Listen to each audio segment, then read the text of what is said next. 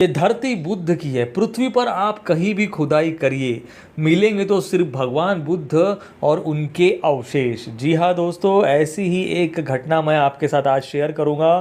तो वीडियो को दोस्तों अंत तक जरूर देखना, बीच में स्किप बिल्कुल मत करना। मैं हूं आपका दोस्त मिथिलेश और आपने देखना शुरू कर चुके हैं एमजी ब्लॉग्स। आप सभी को दोस्तों नमो बुद्धाय, जय भीम। दोस्तों, दिसंबर में पुरातत्व संरक्षण विभाग मतलब एएसआई ने 60 वर्ष के अंतराल के बाद उड़ीसा के जाजपुर जिले में स्थित 5वीं 13वीं सदी के बौद्ध स्थल रत्नागिरी में खुदाई शुरू की। इस अभियान का नेतृत्व अधीक्षण पुरातत्वविद डी.बी. करनायक ने किया। खुदाई के मुख्य उद्देश्य थे स्थल के और हिस्सों को उजागर करना और उड़ीसा के दक्षिण पूर्व एशिया की सांस्कृतिक कड़ियों के भौतिक साक्ष्य खोजना।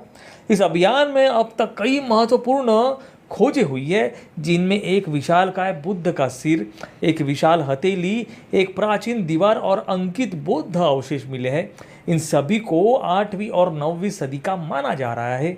भगवान बुद्ध का सिर लगभग 3 से 4 फीट ऊंचा है और हथेली 5 फुट लंबी है, कहते हैं सुनील पटनायक, जो एक बौद्ध शोधकर्ता और Orissa institute of maritime and south east Asian studies के सचिव है। पटनायक खुदाई दल के सदस्य भी है। उन्होंने कहा, इस क्षेत्र की समृद्धि का अंदाज आप इन खोजों से लगा सकते हैं। उड़ीसा का बौद्ध धर्म से ऐतिहासिक संबंध मौर्य सम्राट अशोक 304-232 ईसा पूर्व के समय से जुड़ा है। सम्राट अशोक ने कलिंग युद्ध के बाद अहिंसा और बौद्ध धर्म को अपनाया। भुवनेश्वर से 100 किलोमीटर उत्तर पूर्व स्थित रत्नागिरी उड़ीसा के प्रसिद्ध डायमंड ट्रायंगल का हिस्सा है, जिसमें उदयगिरी और ललितगिरी भी शामिल है। रत्नागिरी का अर्थ है रत्नों की पहाड़ी, जो इसके ऐतिहासिक महत्व को दर्शाता है। रत्नागिरी को पहली बार 1905 में ऐतिहासिक स्थल के रूप में दर्ज किया गया था। 1958 से 1961 के बीच पुरातत्वविद देबाला मित्रा के नेतृत्व में यहाँ खुदाई की गई थी। इस दौरान ईंट का एक स्तूप, 3 मठ और सैकड़ों स्तूपों के अवशेष मिले थे। वर्तमान खुदाई का उद्देश्य आंशिक रूप से दिखाई देने वाली संरचना को उजागर करना, चैत्य मतलब बौद्ध प्रार्थना कक्ष की खोज करना और स्थलों के मिट्टी के बर्तनों का अध्ययन करना है, जिसे पहले नज़रअंदाज किया गया था। गरनायक का कहना है कि टीम दक्षिण पूर्व एशियाई सामग्री संस्कृति के सबूत खोजने की भी कोशिश कर रही है, ताकि रत्नागिरी के सांस्कृतिक महत्व को बेहतर ढंग से समझा जा सके। ओडिशा का दक्षिण पूर्व एशिया के देशों के साथ प्राचीन समय से समुद्री और व्यापारिक संबंध रहे हैं।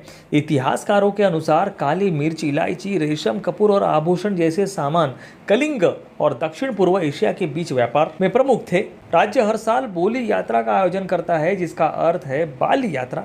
यह 7 दिवसीय उत्सव ओडिशा के बाली, जावा, सुमात्रा, श्रीलंका और अन्य दक्षिण पूर्व एशियाई क्षेत्रों के बीच 2000 साल पुराने समुद्री और सांस्कृतिक संबंध का उत्सव है। हालांकि भगवान बुद्ध के जीवन काल में उनके उड़ीसा आने का कोई ऐतिहासिक प्रमाण नहीं है, फिर भी कलिंग ने बौद्ध धर्म के प्रचार में महत्वपूर्ण भूमिका निभाई है।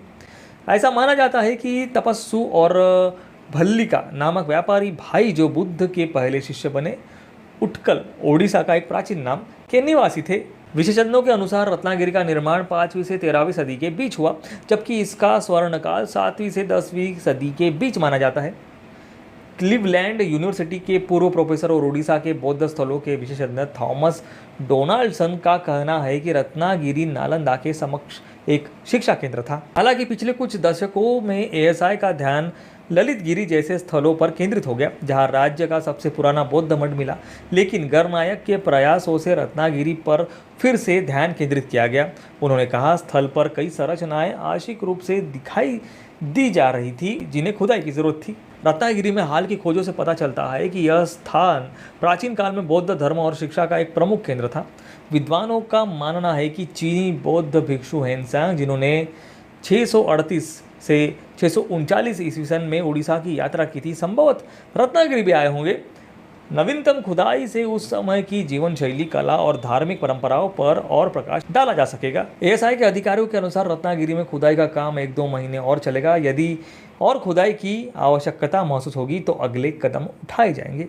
तो कैसी लगी दोस्तों आपको हमारी ये महत्वपूर्ण जानकारी? भगवान बुद्ध के इतने बड़े अवशेष काफ़ी समय बाद मिले हैं दोस्तों खुदाई में।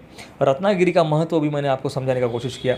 तो अगर जानकारी हमारी पसंद आई हो तो वीडियो को दोस्तों शेयर ज़रूर करना, चैनल को सब्सक्राइब ज़रूर करना और चलो मिलते हैं नेक्स्ट वीडियो में ऐसे ही किसी इंटरेस्टिंग टॉपिक के साथ। तब तक के लिए आप सभी को दोस्तों नमो बुद्धाय, जय भीम।